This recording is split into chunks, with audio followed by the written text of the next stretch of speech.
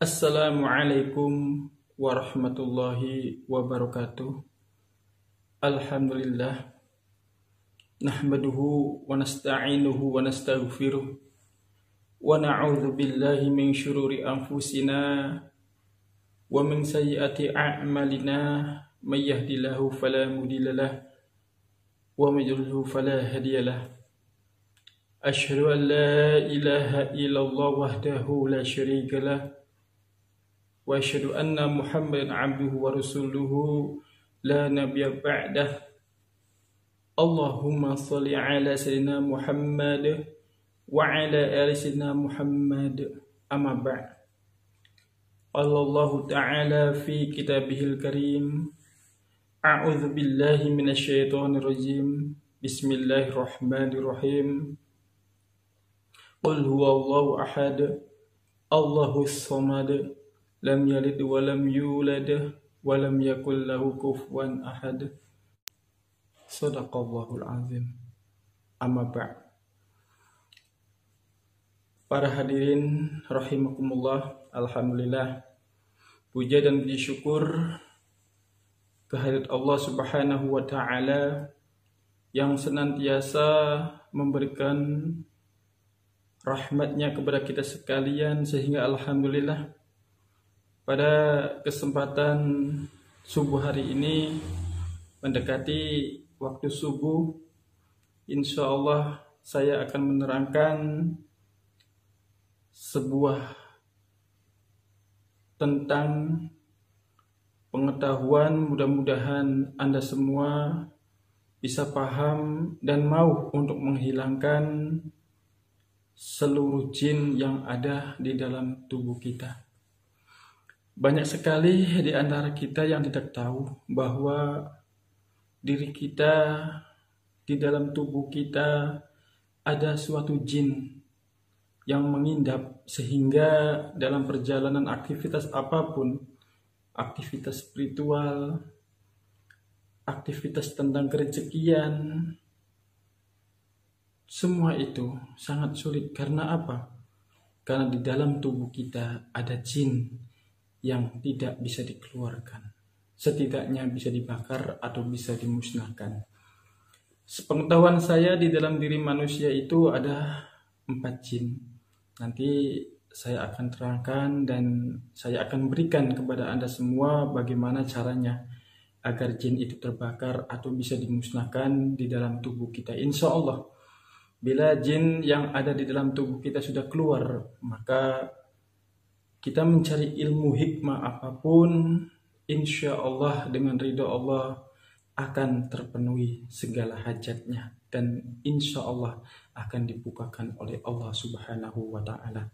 Tetapi banyak sekali di kalangan masyarakat kita lihat, banyak sekali murid-murid saya juga mempelajari suatu ruqyaan. Saya berikan ruqyaan,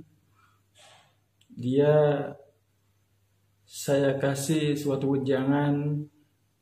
Sebelum meruqyah seseorang, maka ruqyahlah diri kita sendiri. Sebelum meruqyah seseorang, maka ruqyahlah diri sendiri. Dan berpuasalah karena Allah Subhanahu wa ta'ala. Mudah-mudahan apa yang kalian baca itu akan bisa bermanfaat dan akan bisa menyakiti suatu jin yang bersembunyi di dalam tubuh manusia. Salawat dan salam tak lupa kita limpahkan kepada junjungan Nabi besar kita, Nabi Allah Muhammad sallallahu alaihi wasallam, kepada keluarganya, sahabatnya, pengikutnya, termasuk kita ila yaumil qiyamah. Para pecinta YouTube Surijati, alhamdulillah, sebenarnya saya sangat enggan untuk memberitahukan suatu ilmu seperti ini. Tetapi ingatlah bahwa suatu ilmu itu tidak seinstan apa yang kita bayangkan. Pelajarilah ilmu itu dari awal. Belajarlah kita suatu fondasi agar jangan sampai kita itu terjatuh terlalu jauh di dalam bidang kemusyrikan. Jadi kalau kita menginginkan suatu ilmu, maka carilah ilmu yang bisa bermanfaat fi dunya wal akhirah, Bila perlu kita belajar sama guru di terdekat, kita belajar suatu agama karena yang dituju itu adalah untuk mencari keriduannya Allah Subhanahu wa taala. Kelihatannya di mata kita mungkin banyak sekali seseorang yang paham tentang ilmu kebatinan. Sesungguhnya kebatinan itu adalah milik Allah Subhanahu wa taala. Jangan kita mengaku bahwa diri kita itu adalah ahli kebatinan, karena sesungguhnya kebatinan itu adalah milik Allah Subhanahu wa taala. Kita lanjut ke pembahasan. Jadi di dalam diri kita itu ada suatu jin, dan yang saya amati dari berbagai sumber atau dari berbagai pengetahuan saya, bahwa di diri kita ini ada 4 jin. Kan ada di dalam diri kita ada malaikat, ada jin, dan di hati kita juga, di latifatul qalbi juga ada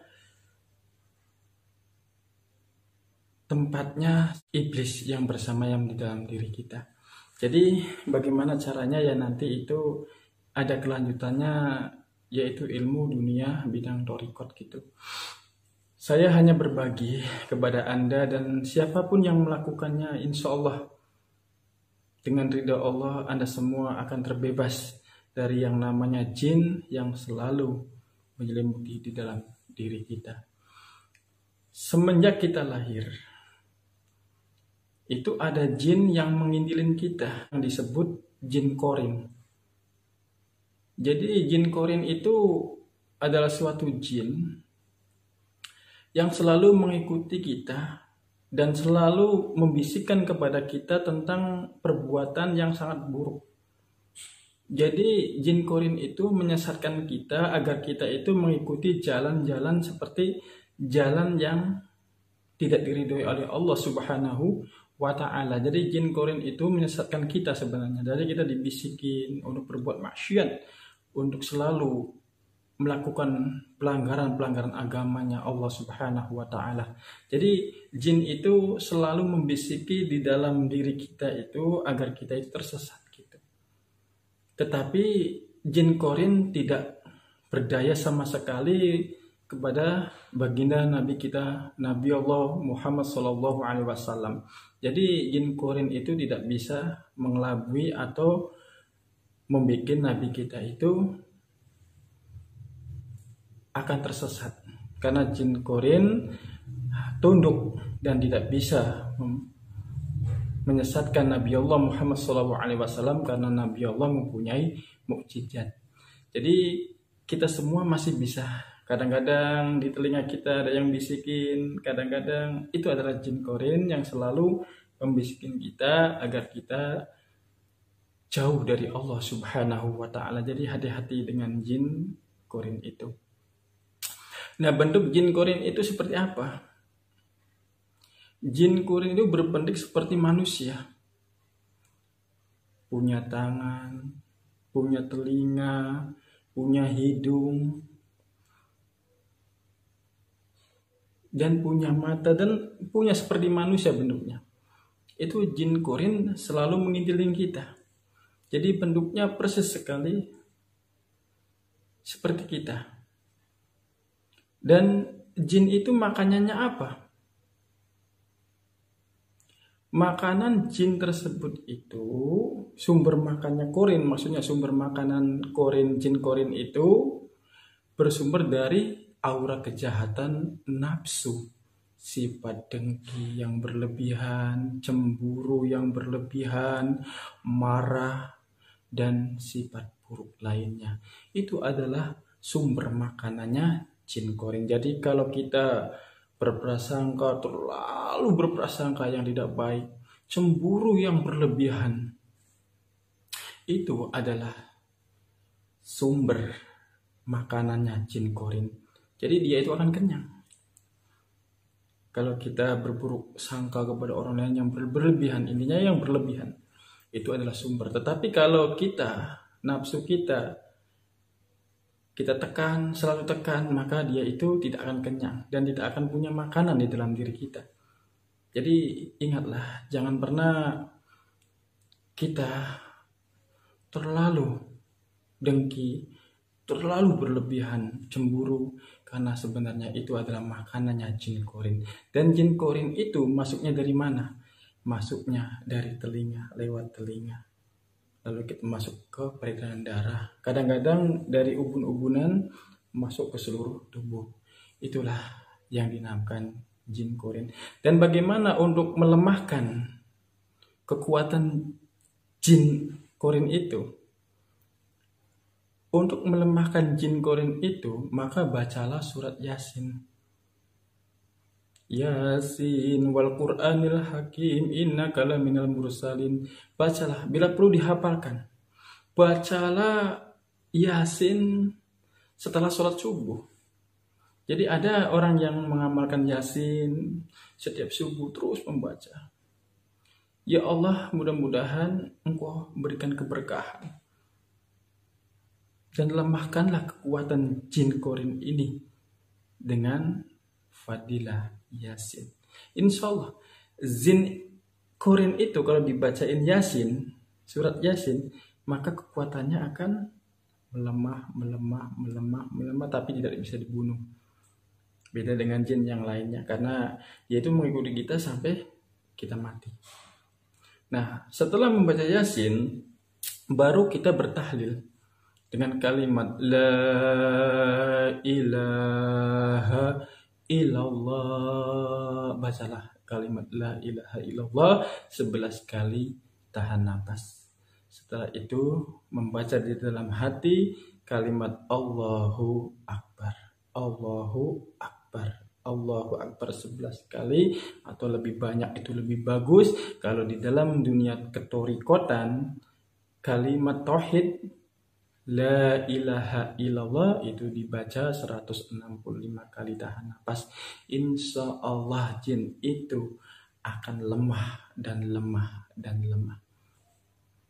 Itu baru yang pertama. Dan yang kedua, di dalam diri kita itu ada suatu jin yang namanya jin ifrit. Jadi jin satu jin korin dan yang kedua jin ifrit. Jadi jin ifrit merupakan jin senior dari tingkatan jin lainnya. Dan terkadang jin ifrit itu dimanfaatkan atau seorang penyihir itu minta bantuannya kepada jin ifrit tersebut. Buat nyihir, buat nyakitin orang. Jadi seperti itu. Banyak sekali tukang-tukang sihir yang minta jasa jin ifrit. Tetapi jin ifrit itu namanya bukan satu. Masih banyak ifrit yang lain. Tetapi kebanyakan tukang sihir itu meminta bantuannya kepada jin ifrit tersebut. Sedangkan jin ifrit itu ada di dalam tubuh kita dan kitanya tidak tahu sama sekali adanya jin ifrit. Nah, tugasnya jin ifrit yang masuk di dalam tubuh kita, tugasnya jin ifrit menanam tipu daya kepada kita. Jadi tugasnya jin ifrit itu menipu daya kita dalam beribadah. Itu menipu daya. Jadi ibadah tadinya malas untuk beribadah. Jadi selalu menipu daya kepada kita. Itu tugasnya jin ifrit. Dan ibadah-ibadah yang lainnya. Itu tugasnya jin ifrit.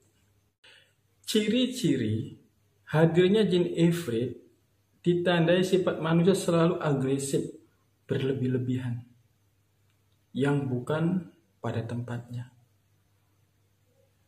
Contohnya berani mati. Ini sifat yang sangat berlebihan. Dia berani, dia tidak takut dengan mati. Jadi yang berlebihan intinya kayak gitu. Terus takut pada atasan, terlalu takut pada atasan. Dia selalu menurut. Bukannya yang kita takuti adalah Allah Subhanahu wa Ta'ala. Tetapi itulah, bila mana di dalam diri kita ini ada jin ifrit, maka kita selalu hormat melebihi Allah Subhanahu wa taala hormatnya. Karena di dalam diri kita ada jin ifrit. Jadi selalu berlebihan. Selalu tinggi. Dia takutnya kepada pimpinan. Padahal yang perlu kita takuti adalah kepada Allah Subhanahu wa ta'ala, bukan kepada pimpinan, bukan kepada makhluknya Allah, tetapi hanya kepada Allah Subhanahu wa ta'ala yang harus kita ketakuti. Itulah ciri-cirinya bahwa di dalam diri kita ada yang namanya jin ifrit. Nah, bagaimana caranya agar jin ifrit itu hilang dari tubuh kita? Agar bisa hilang dan keluar dari tubuh kita, maka bacalah kalimat tahlil dan kalimat takbir. Kita baca 11 kali, syukur-syukur 65 kali, syukur-syukur 165 kali dengan baca la ilaha illallah. Bayangkan, kita membaca itu, bayangkan dan rasakan.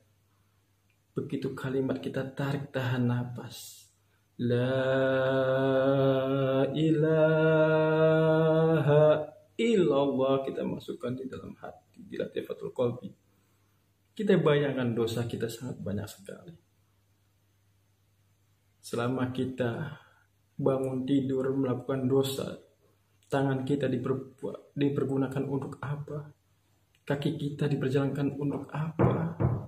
Mata kita diperlihatkan untuk apa? Melihat apa? Dan keseluruhan tubuh kita diperjalankan untuk apa? Banyak maksiatnya atau banyak pahalanya? Teruslah kita tarik napas, la ilaha illallah. Bayangkan begitu banyaknya dosa yang kita perbuat semenjak kita bangun tidur sampai tidur lagi, bangun lagi, tidur lagi. Begitu banyaknya dosa yang kita perbuat. Mulut kita dipergunakan untuk selalu menipu, untuk selalu berbohong. Bahkan demi dunia kita rela menjual suatu agamanya Allah Subhanahu wa ta'ala. Banyak sekali. Kita mintalah kepada Allah Subhanahu wa ta'ala bahwa dengan kalimat la ilaha illallah, begitu banyaknya dosa yang saya perbuat ya Allah, maka hari ini, detik ini, saya minta ampunanmu ya Allah. Karena seorang hamba manusia tempatnya salah dan dosa. Kullu adama khata utawabun. Setiap anak Adam pasti melakukan perbuatan dosa, dan sebaik-baik anak Adam yang berdosa, maka dia bertobat kepada Allah Subhanahu wa ta'ala. Insya Allah dengan taubatan tubuh ilallah taubatan nasuha. Apabila kita bertobat kepada Allah dari segala kemusyrikan apapun bentuknya, maka Allah akan mengampuni segala dosa-dosa kita. Sebesar apapun dosa kita akan Allah ampun. Bila mana kita benar-benar mau bertobat kepada Allah Subhanahu wa ta'ala. Yang penting kita selalu menyesali dengan kalimat la ilaha illallah. Terus kita membaca takbir, Allahu Akbar. Allahu Akbar. Getarkanlah hati kita dengan kalimat itu. Allahu Akbar. Allahu Akbar. Allah Maha Besar. Tekanlah di jantung kita dengan kalimat Allahu Akbar. Begitu besarnya Allah menciptakan langit dan bumi. Begitu besarnya Allah menciptakan seluruh alam dan seisinya. Allah Maha Besar.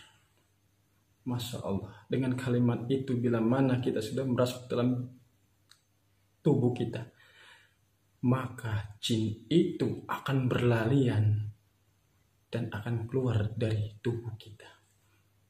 Resapilah kalimat-kalimat itu. Insya Allah jin itu yang namanya jin ifrit akan keluar dan akan terbirit-birit. Itu yang kedua.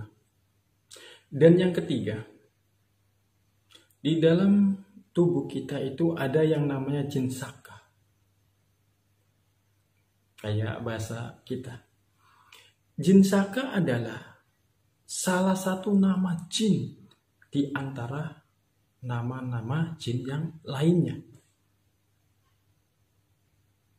Biasanya jin saka digunakan kekuatannya untuk pertahanan tubuh.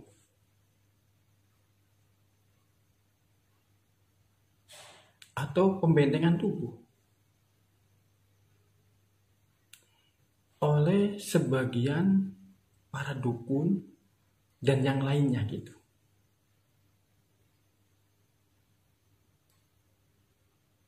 Jadi jin saka ini biasanya dimanfaatkan atau dimintai oleh para dukun untuk pembentengan diri seperti kebal. Dan seperti yang lainnya gitu. Itu jin saka namanya. Jadi banyak sekali dukun-dukun yang bersahabat dengan jin saka. Dia meminta jasanya dan dimasukkan ke dalam diri seseorang agar dia itu menjadi kebal. Itulah perbuatan-perbuatan yang sangat tercela. Jadi mintalah kepada Allah Subhanahu wa ta'ala. Jangan sampai kita masuk dalam segi kemusyrikan. Dan bila mana kita ingin belajar suatu ilmu kebatinan, maka mintalah kepada orang yang ahlinya. Jangan minta kepada dukun dan sejenisnya, karena itu pasti menyesatkan. Jadi semua amalan itu tidak semuanya jin yang masuk, bukan. Ada suatu keberkahan dengan membaca ayat ini, alhamdulillah kita menjadi kebal. Dengan membaca surat ini kita terbebas dari hutang. Dengan surat ini kita semua sehat lahir dan batin. Itu keberkahan suatu ayat Allah. Jangan kau anggap setiap ayat yang kita baca itu mengandung suatu unsur jin. Karena di dalam ayat Al-Quran semuanya ada penjaganya yang dinamakan malaikat Allah. Dan malaikat tidak mempunyai khodam. Jadi kalau ada jasa khodam malaikat itu salah semua. Masya Allah. Itu perbuatan orang-orang yang menipu Anda semua. Jangan percaya kalau ada jual jasa khodam malaikat. Itu nggak ada aturan khodam malaikat. Kalau kurin malaikat itu mungkin ada. Jadi ingatlah para hadirin Surya Jati 99. Mudah-mudahan Anda semua paham dengan semua ini. Bahwa di dalam diri kita itu ada salah satu jin. Atau yang saya utarakan ada 4 jin. Yang dinamakan jin saka. Dan jin ini sering digunakan oleh dukun untuk memberikan suatu kekuatan dan yang lain-lainnya. Itu namanya jin saka. Dan bila mana Anda ingin membasmi pengaruh jin saka di dalam tubuh kita, ingin membasmi, membunuh jin yang bersemayam di darah kita, maka bacalah, maka zikirlah kalimat tahlil, kalimat tauhid, la ilaha illallah, berapapun silakan. Dan setelah itu baca takbir, Allahu Akbar, Allahu Akbar, dengan bertujuan untuk membakar jin yang ada di dalam tubuh kita, yang selalu menempel di dalam tubuh kita, agar kita terbebas dari pengaruh jin yang merasuk dalam diri kita, dan akan terbebas. Dan insya Allah ada suatu penjagaan dari malaikat-malaikat Allah yang akan menjaga kita. Maka carilah ilmu zikiran, tetapi zikiran yang membuat kita selamat fit dunya wal akhirah, bukan ilmu yang sebaliknya. Carilah ustadz, kiai, habib, dan siapapun. Jangan sampai kita mencari suatu ilmu tetapi kita tidak paham, dan jangan sampai kita mengklaim bahwa seluruh ilmu apapun itu berbau jin. Salah total. Semua itu adalah kehendak Allah, karena Allah yang menciptakan semuanya. Jadi kita mintanya sama Allah, dan apapun yang diberikan oleh Allah itu adalah yang sangat terbaik. Dan yang keempat, namanya jin Jakbar atau Zakbur. Ada perbedaan. Yang dinamakan Jakbar, maksudnya Jakbar, itu seringkali datang di kala kita sedang berzikir kepada Allah Subhanahu wa Ta'ala. Dari saat kita berzikir, jin Jakbar itu sering sekali menggoda kita. Jadi kita tidak nyaman, selalu menggoda. Itu yang namanya jin Jakbar. Kalau jin Zakbur, di saat kita misalkan membaca lillahi ma fis samawati wa ma fil ard wa in tubdu ma fi anfusikum wa tukhfuhu yuhasibukum bihillah fa yaghfiru liman yasha wa yu'adzibu man yasha wallahu ala kulli syai'in qadir. Misalkan kadang-kadang itu jin Zakbur selalu menggoda kita. Kadang kita membaca subhanallah jadinya Allahu Akbar, Allahu Akbar. Kadang-kadang kita membaca la ilaha illallah jadinya in a'toina. Misalkan kita membaca kalimat tauhid la ilaha illallah, terus kadang dikasih la ilaha illallah wahdahu la syarika. Kadang-kadang kayak gitu. Itu perbuatan jin yang dinamakan jin Jakbur, terus selalu menggoda kepada kita dikala kita berzikir, hatinya kita tidak khusyuk kepada Allah Subhanahu wa Ta'ala. Yang paling terberat juga dikala zikir, biar kita tidak mengikuti arti yang kita baca, jadi selalu berlawanan. Itu adalah jin Jakbur. Nah, bagaimana cara menghilangkan agar ibadah kita tenang, agar khusyuk, dan selalu mengharap ridho Allah Subhanahu wa Ta'ala? Untuk mengalahkan jin Zakbur atau Zakbar itu, bacalah suratul Fatihah 1 kali, 2 kali, tetapi dengan bertujuan untuk menghilangkan jin yang ada di dalam tubuh kita. Kita baca A'udzu billahi minasyaitonir rajim. Bismillahirrahmanirrahim. Alhamdulillahirabbil alamin sampai seterusnya.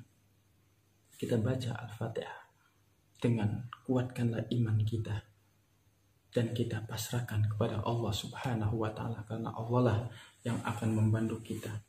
Karena manusia adalah lemah, tanpa bantuan Allah tidak ada apa-apanya sama sekali. Dan setelah kita membaca Al-Fatihah, maka bertahlillah dan membaca Allahu Akbar. Jadi kalimat inilah yang akan mengusir atau bahkan membakar atau membunuh jin yang ada di dalam tubuh kita. Maka bacalah itu. Insya Allah Anda semua akan paham dan bisa merasakan begitu manisnya, nikmatnya ibadah kepada Allah Subhanahu wa Ta'ala. Apalagi kita meminta baiatan kepada guru kita, entah itu thariqat satoriyah, entah itu thariqat uluhiyah, entah itu thariqat tabarok, entah itu thariqat aliyah, entah itu thariqat qadiriyah, entah itu thariqat sabandiyah, entah itu thariqat syatoriyah. Silakan kita minta dengan zikiran kalimat la ilaha illallah. Terus kita pasang latif latifatul qalbi dengan kalimat Allahu Allah, Allahu Allah. Begitu nikmatnya. Dikala orang sedang tidur, lalu kita bangun mengharapkan keridhaan Allah dengan kalimat Allah, Allah, kita mengingat Allah, ala bidzikrina tatmainul qulub, maka hati kita akan tenang. Begitu sangat luar biasanya dikala orang tidur pulas untuk mencari rezeki nanti besok, bila dia bangun untuk menafkahi keluarga. Tetapi dikala itu kita berzikir, di malam itu kita berzikir dengan kalimat la ilaha illallah, kita tempelkan 2 jari kepada susu kiri atau susu kiri, kita tekan Allahu Allah, kita sambil meneteskan suatu air mata, begitu hinanya kita di hadapan Allah Subhanahu wa taala, begitu banyaknya dosa yang kita berbuat, insya Allah jin akan keluar semua dan tidak akan berani untuk mendekati kita, karena di dalam ketorikotan ada suatu penekanan di dalam Latifatul 7 dan harus mempunyai suatu pemahaman, yaitu 7 nafsu, 7 latif, 20 muraqabah. Insya Allah Anda semua mudah-mudahan dipertemukan dengan orang terdekat Anda, ada suatu guru yang benar-benar mursyid, bukan guru abal-abal. Kita carilah, mintalah petunjuk kepada Allah sebelum tidur. Kita membaca ala ya'lamu man khalaqa wa huwal latiful khabir. Ya Allah, berikanlah guru yang sebenarnya guru. Bukan kita mencari dengan hawa nafsu, bukan kita mencari dia itu pintar kelihatannya. Ingatlah, apa yang kau lihat itu baik belum tentu bagi Allah baik, apa yang kau lihat itu jelek belum tentu bagi Allah itu jelek. Karena semua itu adalah urusan Allah. Yang mengetahui rahasia hati adalah Allah. Kita adalah manusia biasa, tempatnya salah dan dosa, dan selalu berharap untuk mencari keridhaan Allah Subhanahu wa taala. Itu saja yang dapat saya sampaikan. Dan ingat, itu ada 4 jin yang ada di dalam tubuh kita. Kita baca dengan kalimat Al-Fatihah, kita baca dengan kalimat tahlil, kita baca dengan kalimat takbir, karena mengharap keridhaan dari Allah Subhanahu wa taala. Dan insya Allah yang bagi melakukan, silakan. Insya Allah jin yang ada di dalam diri kita akan keluar dan kita akan merasakan suatu nikmatnya ibadah kepada Allah Subhanahu wa taala. Inilah yang dapat saya sampaikan. Mudah-mudahan Allah ridho kepada Anda dan kepada saya juga. Akhirul kalam, wassalamualaikum warahmatullahi wabarakatuh.